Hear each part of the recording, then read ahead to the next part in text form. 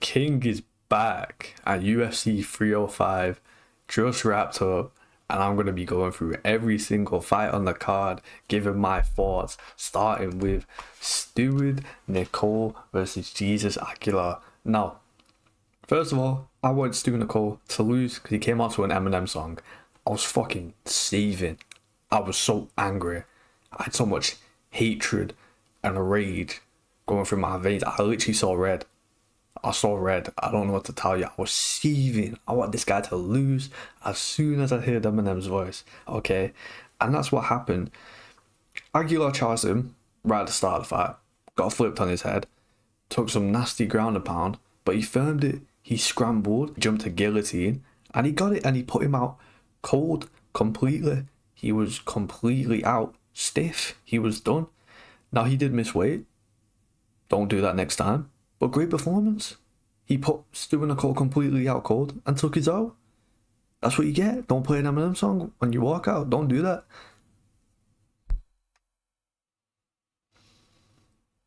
Now next up we got Ricky Glenn versus Song Kanan. So straight away, Ricky Glenn knocks down Song Kanan, but he kind of cushioned it because he went for a takedown, which was his first takedown since 2017.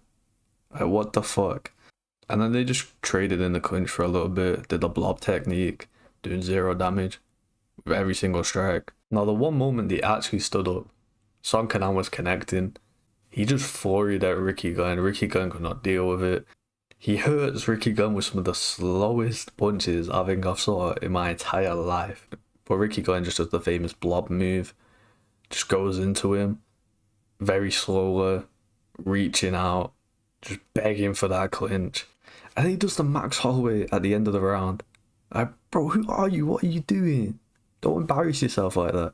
And then Kanan literally just dominated him for the next 2 rounds, showing a massive, huge skill gap on the feet. It was bad.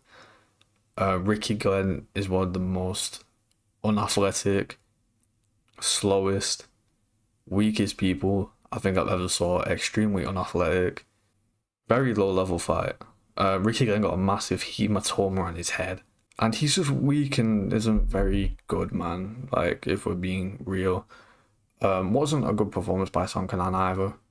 But he won. He won very clearly.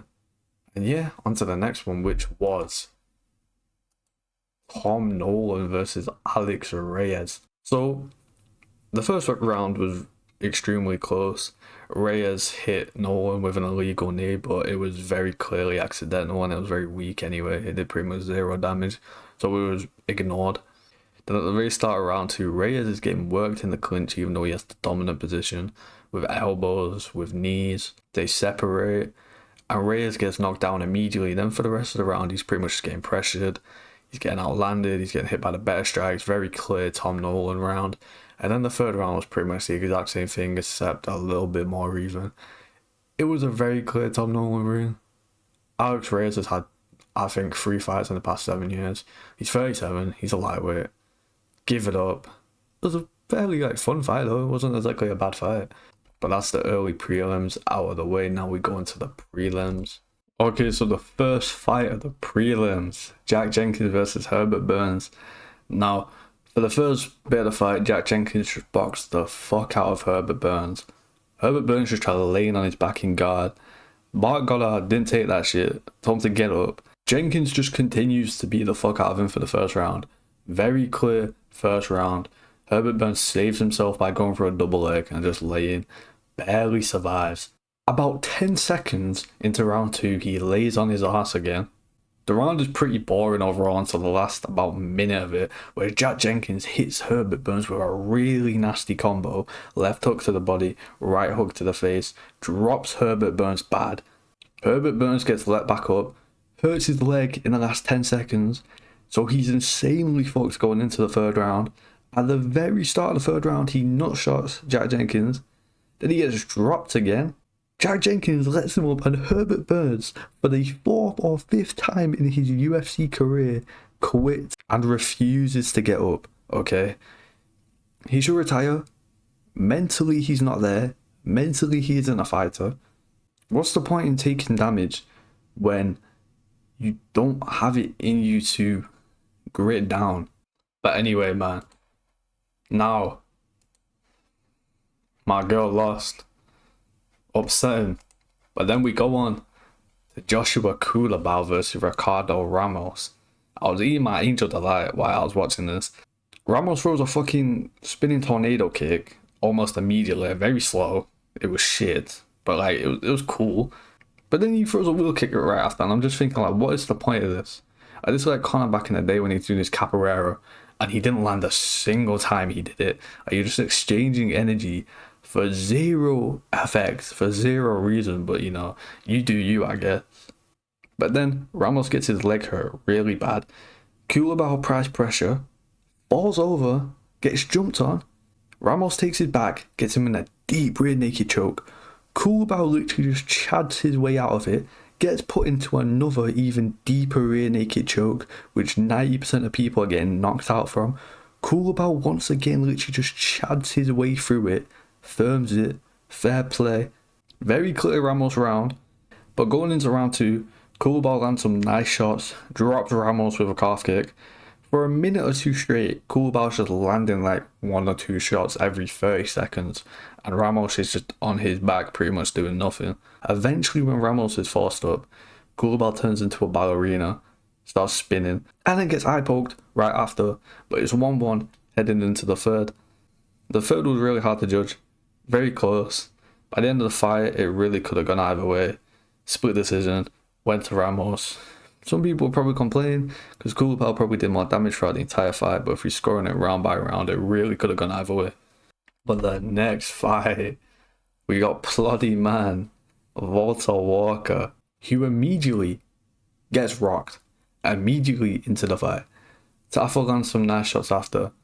Walter Walker shoots, takes him down.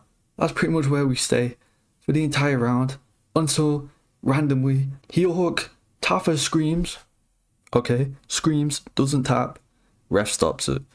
A scream is not a verbal tap. It shouldn't be a verbal tap.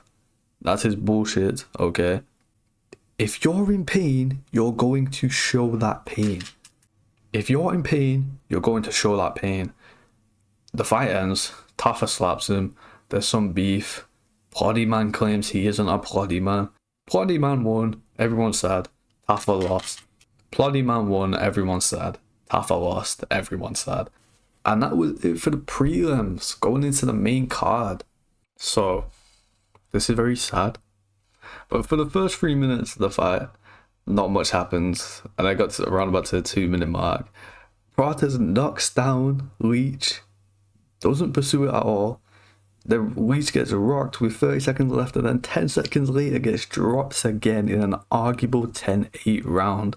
The second round, Leech is just getting outclassed for the first 4 minutes, gets dropped again, then gets knocked out bad by Prates' left hand, which was just laser focus on the Leech all night. It's sad, but like, it's expected at the end of the day. He was out for like 2 years, but it was a crazy performance by Prates. He is a problem. The fighting nerds in general are a problem, but it is really sad though. It's pretty fucked up.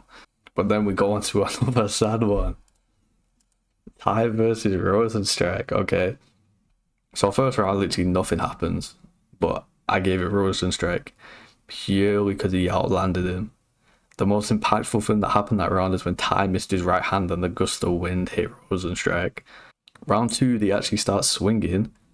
Nice shot or two by Ty, but then Rosenstrike clinches, puts Ty up against the cage, lands a nice combo, then straight after lands another nice combo. Then Ty really hurts his leg to end the round. Round 2 goes to Rosenstrike. Round 3, the entire time, Rosenstrike is just outclassing him, outstriking him. They do the Holloway, and all that happens is Ty throws a massive overhand that just hits Rosenstrike's shoulder. So I had it 3-0 Rosenstrike, right? 3-0, very clearly. Some dickhead judge gave it 30-27 to Ty, and I love Ty, but that's fucked up, man. That's some bullshit. That's just straight up wrong to do, and that just got removed, and rightfully so. Get that guy out of here, man. But it's sad, man. We've got two sad results in a row. But then we move on to Gamrot versus Dan Hooker. Now, this is my fight of the night, first of all. Sick first round. Gamrot is just beating up Hooker for like 4 minutes. Then wobbles Hooker. But then Hooker just knocks him down out of nowhere. Gamrot is desperately shooting to try to survive. Barely survives the first round. I gave it to Hooker, but I could see someone giving it to Gamrot. I think that's totally fair. Round 2, Gamrot wins the first half. Hooker wins the second. I personally gave it to Gamrot. Third round was another great round, action-packed. I thought it was a clear Hooker round, insane pressure, but Gamrot was not forwarding at all. It went to Hooker. I don't think this is a bad decision. I think it could have gone either way. I feel very bad for Gamrot. But, you know, Hooker might get something tasty next. Might get that Charles Oliveira fight, you know what I'm saying? So that was a feel-good moment, even though I feel bad for Gamrot because he is fucked. He is absolutely fucked now. But then we move on to, Kai knocked out the boy. And then we go into the main event. So the first round was really good. Personally, I had it to Izzy purely for the body kicks. It was a very close round. That's the only thing that really made it clear for me. I thought Izzy had more shots, which would help him later, more investment shots. But Dricus was definitely landing when he was bursting in there. Round 2, very clear Dricus, beautiful takedown, held Izzy down for a while. Izzy got back up. There was also a rear naked attempt in there. Wasn't really in. Commentators overhyped it a little bit. Izzy got took down again. Got held in the clinch. Very clear Dricus round. Control. More damage. The rear naked attempt. Round 3, I gave Izzy. He clearly won like the first 3 minutes of the round. It got more competitive towards the last 2 minutes with Dricus gaining momentum. But for those first 3 minutes of the round, I gave it Izzy. And then the 4th round, I had Izzy winning the very start of the 4th round. He was doing good, but then he just gassed. He gassed completely. Got wobbled a little bit. Got tucked down. And he got tapped out rear naked. Very unexpected. I don't know what Dricus... Dricus is going to fight Shawn next. I don't know where Izzy goes at all. This pay-per-view, beforehand, I was giving it just above average. I think this was an 8 out of 10 pay-per-view. This was a really good pay-per-view. There was no really boring fights. Some of the results, you know, were a bit sad. That depends who you're asking. So yeah, that was the card. And I'm out.